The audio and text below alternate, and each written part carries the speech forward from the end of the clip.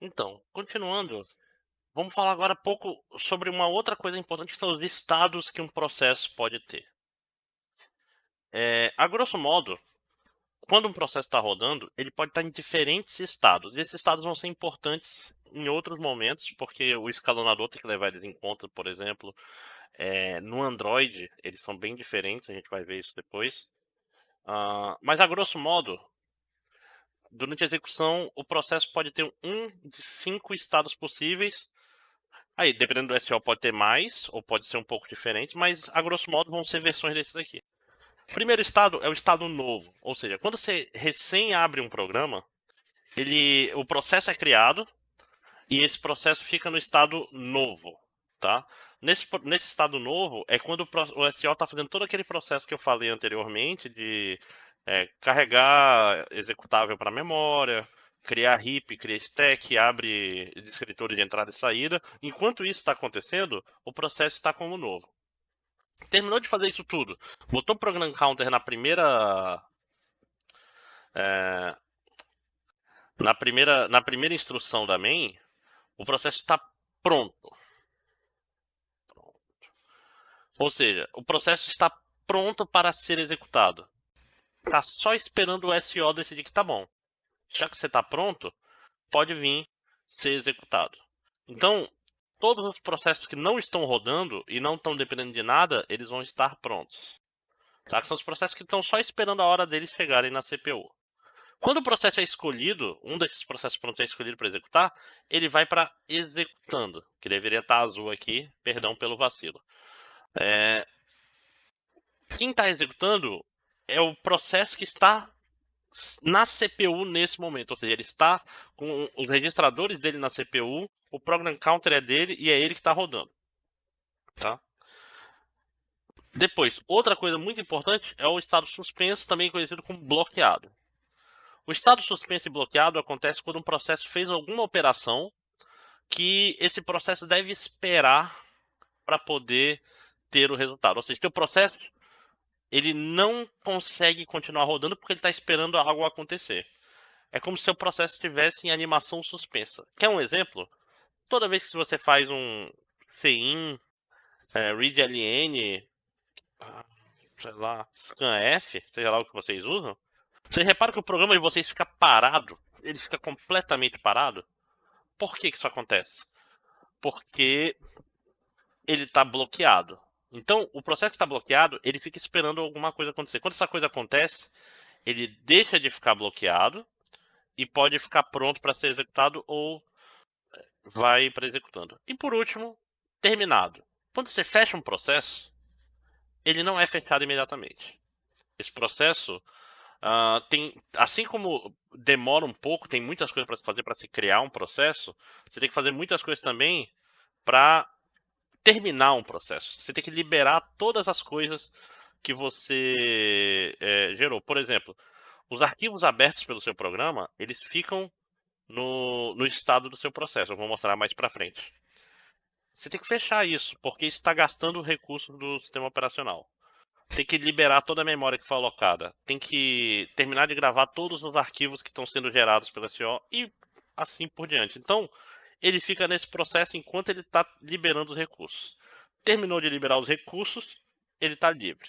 Então, ó, uma imagem que é muito comum, cai em concurso, é extremamente comum, é o ciclo de como ele pode ir de estado para estado. Então, quando o processo é criado, ele é criado como novo e fica aqui enquanto está sendo carregado. Terminou de carregar, está na memória, tudo certo, ele vem para cá e está pronto. Então, ele tem os processos prontos, eles estão tem uma lista de prontos, pode ser uma fila, pode ser um heap, depende muito do algoritmo de escalonamento, como a gente vai ver. Então, aqui, todos os processos que estão vivos no sistema, eles ficam aqui em pronto. Assim que o SO escolhe, cara, dado todos esses prontos, você aqui, processo P1, você é o cara que parece mais interessante a rodar agora. Esse cara troca de estado de pronto e vai para executando. perguntar aqui agora. Eu não sei como apaga nisso. Deixa eu... Então ele fica executando. Quando ele está executando, duas coisas podem acontecer. Ou ele faz uma chamada de sistema, ou qualquer outra coisa que faz ele esperar o acontecimento de um evento externo. Então, por exemplo, se eu estou lá executando e faço um CIN com um readLN, ele sai de executando e vem para suspenso. Suspenso são basicamente os processos que estão esperando alguma coisa acontecer. O SO vai ter lá uma lista desses processos que estão suspensos e uma marcação de qual evento ele está esperando. Quando esse evento ocorre, o SO fala, beleza, esse cara tá ok, então aí tem uma decisão interessante de design. Normalmente, ele vem para pronto. Então, deu o evento, ele vem para pronto. Tem SOs, antigamente era mais normal, que trazia ele direto de volta para cá para executando. Só que isso não é o ideal. Tá? Por que não? Porque é melhor deixar ele tomar uma decisão. Porque vai que, vamos dizer assim, ele sai de suspenso e ele volta para cá, mas tem alguém aqui em pronto que era muito mais importante. Esse cara importante vai ter que esperar esse outro aqui executar. Então, no geral, é uma boa prática. O cara chegou o evento, ele vai para pronto, aí o SO decide se já é a hora dele ou se é melhor ele esperar se tem gente mais importante, tá? Que é o escalonamento.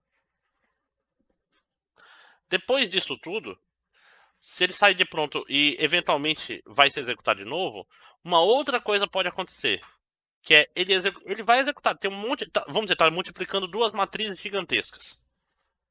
Tá lá multiplicando, isso demora pra caramba. Aí o SO fala, cara, tem um monte de processo rodando. Não vai parar, não? Então, para isso, o escalonador tem esse conceito chamado quantum, que é o quê? É quantum tempo o processo vai passar na CPU. Não, mentira. Quantum é uma unidade pequena de tempo, tá? Então, é o tempo que esse processo tem permissão para passar. Se esse processo começar a rodar muito, fala assim, cara, acabou seu tempo, sai daqui e volta para pronto. Tá? Por que é importante que esse quantum seja pequeno? Eu vou falar mais disso na aula de troca de contexto, mas imagine o seguinte: um programa que toca MP3, ele tem que entrar na CPU. Vamos dizer assim, esse programa gerou 3 segundos de áudio e mandou para a placa de som para tocar. Toca esses 3 segundos. Quando terminar esses 3 segundos, ele tem que já ter voltado para a CPU para gerar mais, senão o MP3 vai falhar. E isso é ruim. Se é um programa que está salvando o áudio do microfone, se ele demorar muito para voltar, ele não vai pegar o áudio do microfone e esse áudio vai se perder. Se for na placa de rede, vai perder pacote, né? Geralmente tem buffer, etc. Mas você já deve ter visto, quando o sistema está muito carregado, ele perde dado, perde mexida de mouse, ele perde várias coisas. Então, é importante que os processos voltem para a CPU o mais rápido possível para dar a ilusão de paralelismo, tá? Bom, executou, foi pronto, executando, aí terminou o programa, ele vem para cá, para terminado,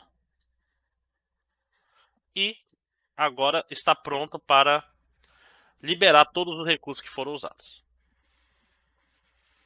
Então, aqui um exemplo. Tenho dois processos.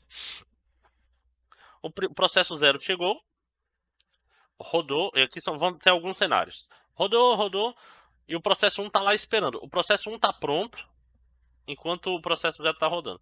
Quando o processo 0 termina, aí o processo 1 pode rodar. Certo? Aqui é sem preempção, por enquanto. Outro exemplo. O processo 0 está rodando. Chegou aqui no tempo 3, ele fez I/O. Pode estar lendo o disco, pode estar escrevendo algo na placa de som, pode estar lendo um pacote de dados, pode estar enviando uma mensagem por socket, não importa. Vamos dizer que ele foi um readLN, um scanf, sim. Esse cara, ó, sai de executando e vai para bloqueado, né? Enquanto ele está bloqueado, o processo 1 pode pegar e rodar. Repare aqui, ó. Ele foi bloqueado até aqui. Aqui ele terminou o I/O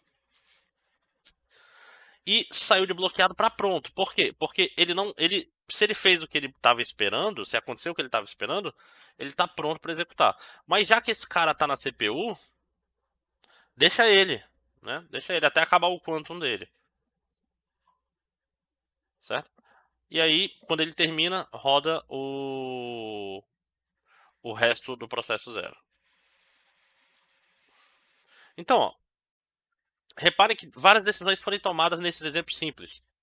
Por exemplo, isso aqui, quando esse cara bloquear rodar isso aqui, foi uma decisão de processo, de projeto. Não era sempre assim.